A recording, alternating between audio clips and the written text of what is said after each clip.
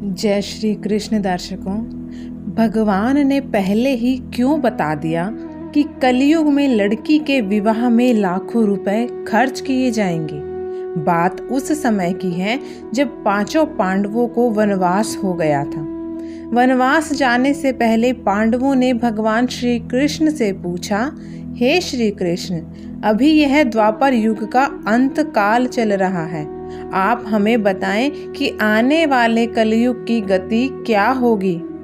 तब भगवान श्री कृष्ण कहते हैं कि मैं तुम्हें इसका सीधा सा उत्तर तो नहीं दे सकता, लेकिन इतना कहूँगा कि तुम पांचों भाई वन में जाओ और वन में जो भी तुम्हें दिखे मुझे आकर बताओ, फिर मैं तुम्हें उसका कलयुग में प्रभाव बताऊंगा। उसके बाद पांचों भाई वन में चले गए। फिर उन्होंने वन में जो जो देखा वह देखकर आश्चर्यचकित रह गए। आखिर उन्होंने वन में ऐसा क्या देखा, तो आइए जानते हैं। भगवान द्वारा कही गई कलयुग की 5 सत्य भविष्यवाणी। भगवान श्री कृष्ण के कहे अनुसार पांचों भाई अलग अलग दिशाओं में वन की ओर निकल गए। युधिष्ठिर एक दिशा में भ्रमण पर थे। अब उन्होंने देखा कि एक हाथी के 2 सूंड थे। यह देखकर युधिष्ठिर के आश्चर्य का ठिकाना नहीं रहा। वहीं अर्जुन दूसरी दिशा में भ्रमण पर थे। कुछ दूर जंगल में जाने पर उन्होंने जो देखा उसे देखकर वह भी आश्चर्यचकित रह गए। वहां पर उन्होंने देखा कि कोई पक्षी है जिसके पंखों के ऊपर वेदों की रचनाएं की हुई हैं और वह पक्षी मुर्दे का मांस खा रहा है। यह दृश्य देख अर्जुन कुछ भी समझ नहीं पाए।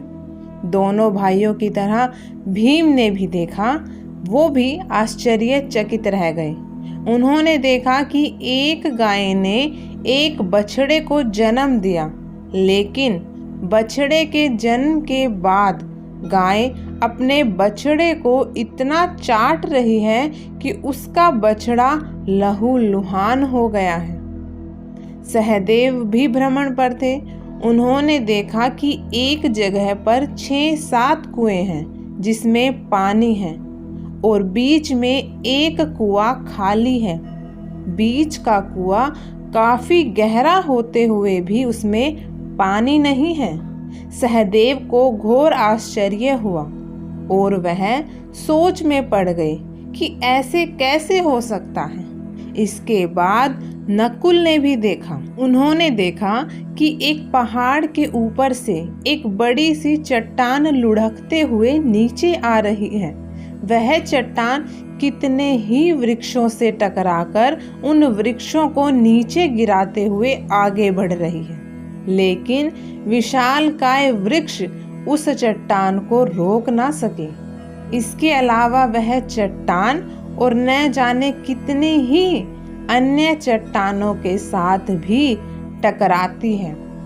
फिर भी दूसरी चट्टानें भी उस चट्टान को रोक नहीं पाई। अंत में वह चट्टान एक अत्यंत छोटे से पौधे से टकराकर, अर्थात उस छोटे से पौधे का स्पर्श पाते ही ठहर गई। इसके बाद पांचों भाई एक जगह एकत्रित हुए और शाम को भगवान श्री कृष्ण के पास जाकर उन्होंने अपने अनुभव श्री कृष्ण जी को सुनाए। पहले युधिष्ठिर ने कहा, मैंने तो पहली बार 2 सूंड वाला हाथी देखा। यह मेरे लिए तो बहुत ही आश्चर्यजनक था। तब श्री कृष्ण कहते हैं कि हे पांडवों, अब तुम कलयुग में जो मेरा कल्कि अवतार होगा उसके बारे में सुनो। तब भगवान श्री कृष्ण कहते हैं कि कलयुग में ऐसे लोगों का राज्य होगा जो दोनों ओर से शोषण करेंगे, बोलेंगे कुछ और करेंगे कुछ, और मन में होगा कुछ और फिर उसका परिणाम होगा कुछ, कर्म कुछ और होंगे। ऐसे ही लोगों का कलयुग में राज होगा। पांडवों, तुम कलयुग आने से पहले तक राज्य कर लो। युधिष्ठिर के बाद अर्जुन ने कहा, मैंने जो देखा वो भी सुनिए कि एक पक्षी के पंखों पर वेदों की रचनाएं लिखी हुई हैं, पर वह पक्षी मुर्दे का मांस खा रहा है। तब भगवान श्री कृष्ण कहते हैं कि कलयुग में ऐसे लोग रहेंगे जो बड़े ज्ञानी कहलाएंगे, विज्ञान की चर्चा करेंगे, लेकिन उनके आचरण राक्षसी होंगे। वह बड़े पंडित और विद्वान कहलाएंगे, किंतु यह देखते रहेंगे कि कौन सा मनुष्य कब मरे, कब हमारे सभी रिश्ते नाते मारे और हमारे नाम से संपत्ति हो जाए। भगवान श्री कृष्ण अर्जुन से कहते हैं, हे अर्जुन, राजनीति के व्यक्ति विचार करेंगे कौन से मनुष्य को मारा जाए और राजनीति गद्दी हमारे नाम पर हो जाए। इसके बाद कब किसका श्राद्ध हो और कौन कब किस पद से हटे और हम उस पद पर चढ़कर बैठ जाएं। उसके बाद भीम ने अपना अनुभव श्री कृष्ण को सुनाया। भीम ने कहा कि मैंने तो यह देखा कि एक गाय अपने बछड़े को जन्म देने के बाद इतना चाटती है कि बछड़ा लहूलुहान हो जाता है। तब भगवान श्री कृष्ण कहते हैं कि कलयुग का मनुष्य शिशुपाल हो जाएगा।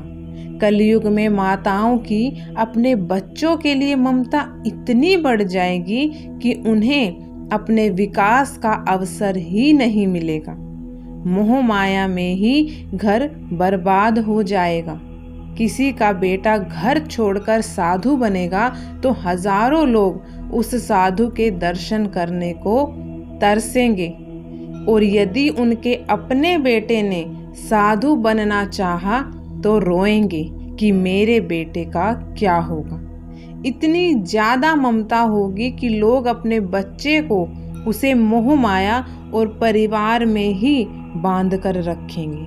उसका जीवन वही खत्म हो जाएगा। दर्शकों, मनुष्य को यह जानना जरूरी है कि वास्तव में लड़के तुम्हारे नहीं, वह तो बहुओं की अमानत है और लड़कियां जमाइयों की अमानत है। तुम्हारा यह शरीर मृत्यु की अमानत है और तुम्हारी आत्मा परमात्मा की अमानत है। भीम के बाद सहदेव ने भी श्री कृष्ण से कहा कि मैंने देखा कि एक जगह पर 6-7 बड़े कुओं के बीच एक कुआं बिल्कुल खाली है। तब भगवान श्री कृष्ण ने कहा, कलयुग में लोग लड़की के विवाह में, मकान के उत्सव में और छोटे बड़े उत्सवों में तो लाखों रुपए खर्च कर देंगे, परंतु पड़ोस में ही यदि कोई भूखा प्यासा मर रहा होगा तो यह नहीं देखेंगे कि उसका पेट भरा है या नहीं। उनका अपना ही सगा भूख से मर जाएगा।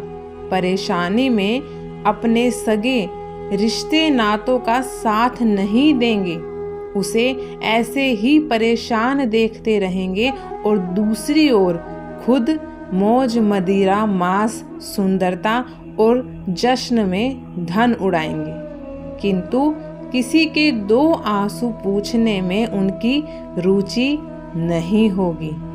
कहने का तात्पर्य है कि कलयुग में अन्न के भंडार होंगे, लेकिन लोग भूख से मरेंगे। सामने बंगले में ऐशो आराम चल रहे होंगे, लेकिन पास की झोपड़ी में आदमी भूख से मर जाएगा। बुढ़ापे में माँ बाप को बच्चे नहीं देखेंगे और कुछ माता पिता भी धन के लिए अपनी औलाद में भेदभाव करेंगे। सहदेव के बाद नकुल ने भी भगवान श्री कृष्ण से कहा कि मैंने एक बड़ी सी चट्टान पहाड़ से लुढ़की, लेकिन वृक्षों के तने और दूसरी चट्टानें भी उस बड़ी चट्टान को न रोक पाई, लेकिन एक छोटे से पौधे के स्पर्श में आते ही वह बड़ी चट्टान रुक गई। तब श्री कृष्ण ने उसे समझाया, बताया कि हे नकुल, कलयुग में मानव का मन इतना नीचे गिर जाएगा कि उसका पतन होना निश्चित होगा। उसका यह जीवन धन की शिलाओं से नहीं रुकेगा। ना ही सत्ता के वृक्षों से रुकेगा। जब मनुष्य अपने जीवन के आखिरी पड़ाव में होगा, तब उसे परमात्मा रूपी अंतर्ध्यान होगा कि उसका पूरा जीवन तो व्यर्थ की चीजों की चिंता करने में ही निकला। असली मुक्ति तो हरि नाम में है। हरि नाम के एक छोटे से पौधे से ही, हरि नाम के जपने से ही मनुष्य जीवन के समस्त पापों का निवारण होगा और हरि नाम ही मोक्ष का द्वार होगा।